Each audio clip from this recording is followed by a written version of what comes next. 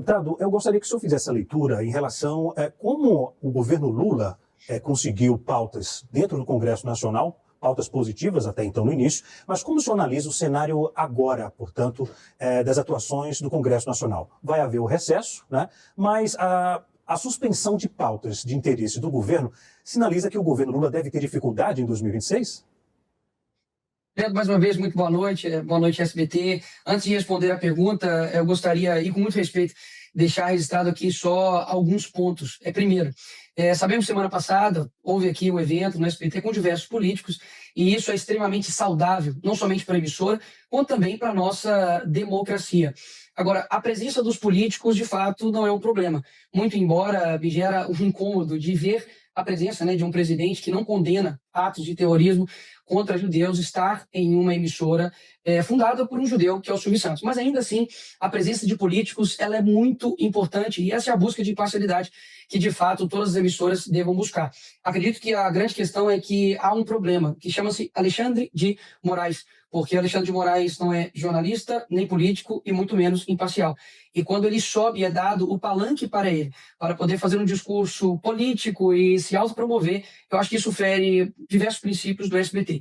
E eu digo isso aqui com muito respeito, porque a visão das pessoas, principalmente com relação ao protocolo de receber autoridades, ela ficou parecendo que, na verdade, não era um recebimento de autoridades, mas uma grande festa entre amigos. E, mais uma vez, digo isso aqui com muito respeito, porque o SBT não é qualquer emissora. O SBT ela tem história, ela tem afeto do povo brasileiro e tem responsabilidade.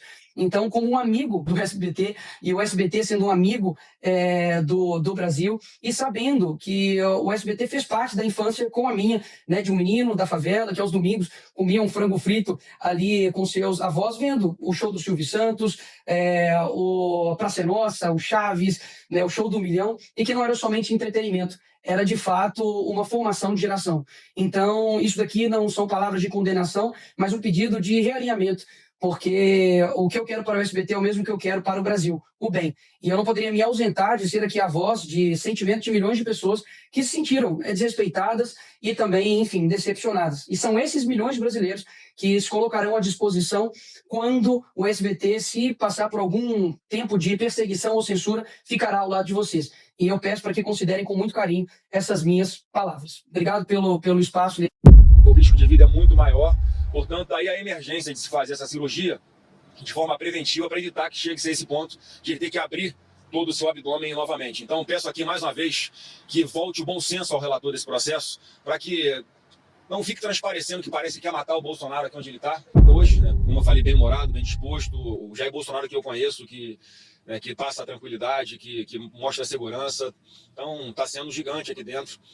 E falei da repercussão com relação ao projeto da dosimetria, que eu falei para todas as nossas lideranças partidárias que Jair Bolsonaro havia dado a sua diretriz de que nós aceitássemos fazer isso. O que eu tenho feito nos últimos dias é mostrar que eles estão errados.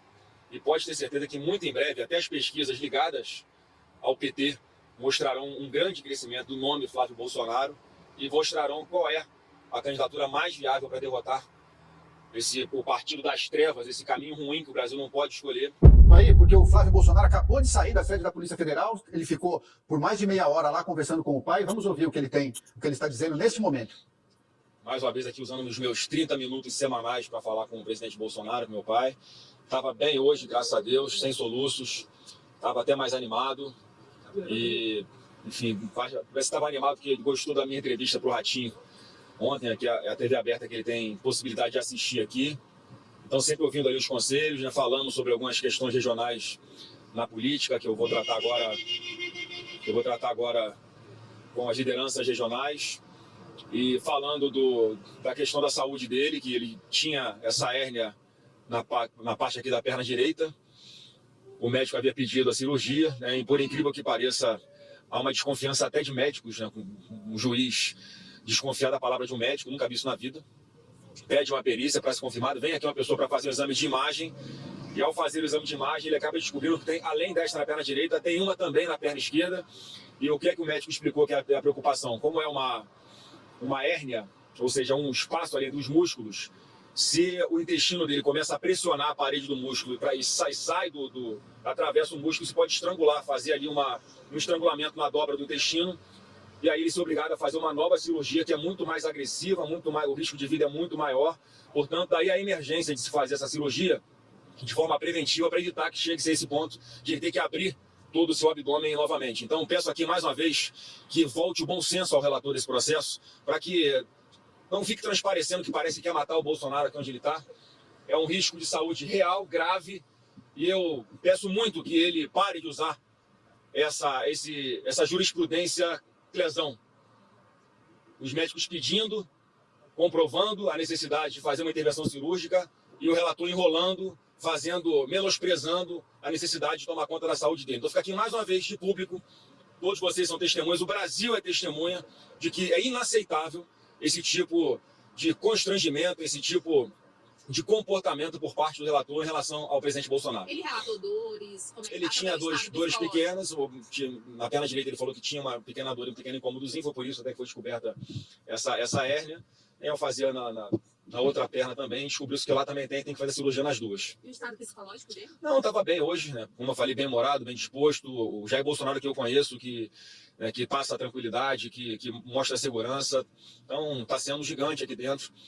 E falei da repercussão com relação ao projeto da dosimetria, que eu falei para todas as nossas lideranças partidárias que Jair Bolsonaro havia dado a sua diretriz de que nós aceitássemos fazer isso, porque se a redação, independente de qual fosse, se colocasse as pessoas como a Débora do Batom em casa, próxima de suas famílias, ainda que numa semi-liberdade, ele já se sentiria aqui menos triste e que ele aguenta o tranco de mais um tempo aqui, até que essa situação toda se reverta e a justiça seja restabelecida no nosso país. Então, falei para ele que foi uma repercussão que foi positiva aqui, mais uma vez ele mostrando que ele coloca o interesse do Brasil e de outras pessoas inocentes à frente do próprio interesse dele. E qual foi a reação dele em relação à sanção que foi retirada do ministro Moraes? Eu não falei com ele sobre isso. Não sei, não falei com ele sobre isso. Mas ele não falou que não viu falou nos jornais?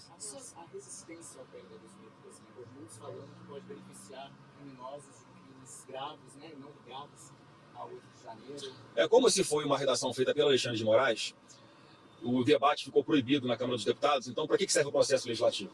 Para você aprimorar um texto como o que deveria ter sido feito, um texto apresentado pelo deputado Paulinho da Força. Como ele só soltou o texto em cima da hora, a grande maioria dos parlamentares votou até sem saber qual era o texto de verdade, sem poder apresentar emendas, né?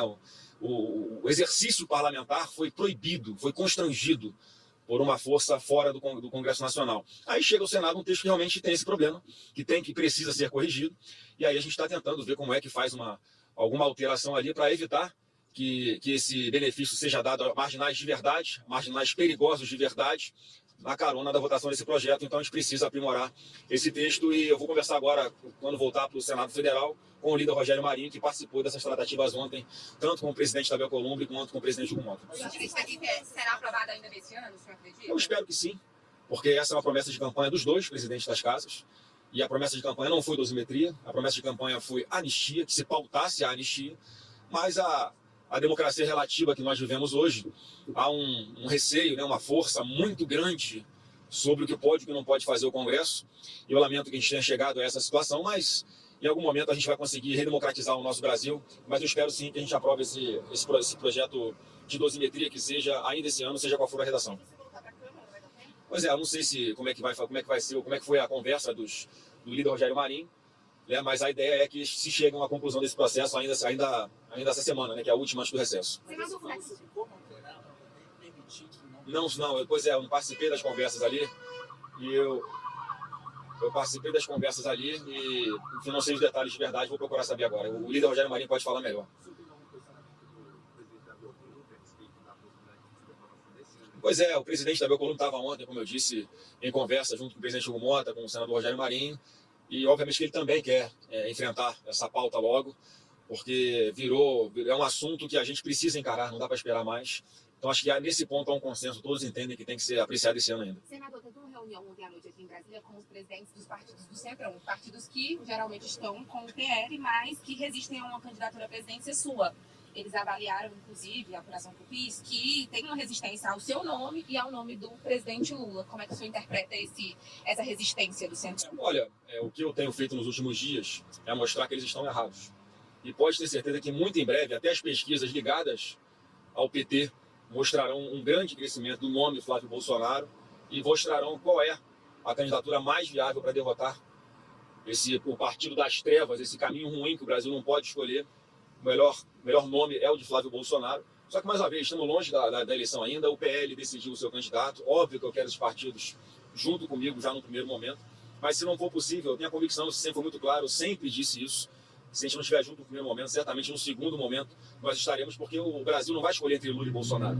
O Brasil vai escolher entre o caminho da prosperidade, que é o que nós vamos propor, ou o caminho das trevas com o PT, que todo mundo sabe que o Brasil está fadado ao fracasso e a se jogar num precipício sem paraquedas se for com Lula. Aceitariam a substituição pelo nome do governador de São Paulo, está suspeito? Meu nome está colocado. A indicação do presidente Bolsonaro é Flávio Bolsonaro. Eu só abro mão se for para Jair Messias Bolsonaro, e para isso ele tem que estar livre e nas urnas, que não é o cenário que a gente